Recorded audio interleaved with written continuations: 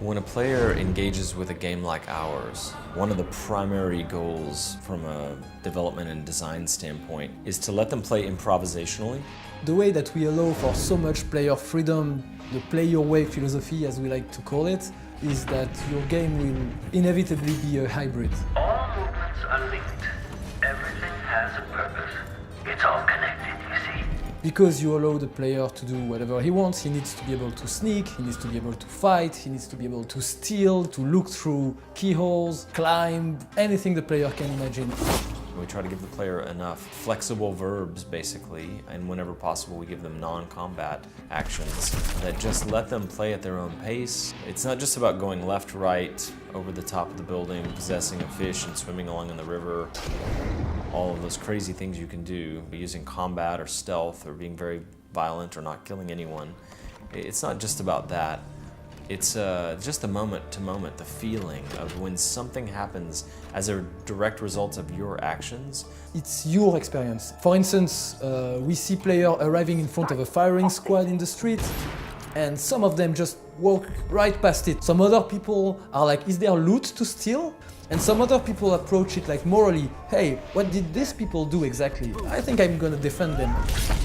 We are really attached to our character because we meet them in a lot of situations. We attached a lot of attention to create characters that feel real, and from this city. Dishonored 2 is not just about the depth of the world and the atmosphere of the setting, it's really a stealth game. Compliance is mandatory. You can either use the stealth a little bit to like sneak up on somebody and take them out, or you can try to play the game without anyone seeing you at all. Clearly, stealth is a key pillar of Dishonored, and it's still, of course, a key pillar of Dishonored 2. For instance, Shadow Walk, you can take this like shadowy, inky form and use it as a stealth power, but it can also be used to kill people. But we've added many more non-lethal options as well. Drop assassination was very popular before, but now you can land and knock them out. We've added a combat choke that allows you not only to like break out of combat and non-lethally subdue somebody, but you can also use it to drag them around, use them as a human shield, throw them at an enemy. So there's just many more options just in the basics of combat and subdual. I'm not sure I'd call it mercy. If you just want the cathartic experience of chopping dudes' heads off and shooting them in the chest, dropping on them from the top of a building, taking out as many corrupt guards and aristocratic weasels as you want, Dishonored can definitely be approached that way. For Dishonored 1, we had the Outsider mark you, giving you supernatural powers. It burns from the inside. When the Outsider offers you his mark, this time in Dishonored 2, you can say no. No. I never asked for your help, and I don't need it now. What does it mean for you? It means that you won't have any power throughout the game.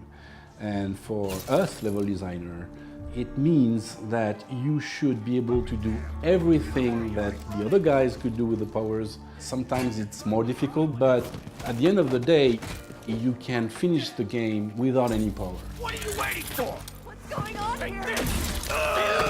It might sound pretty counterintuitive. As a designer, you build all those like fun, original, sometimes very complicated to actually implement systems.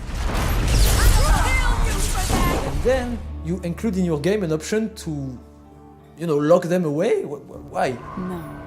Whatever you're offering, I can make my own way.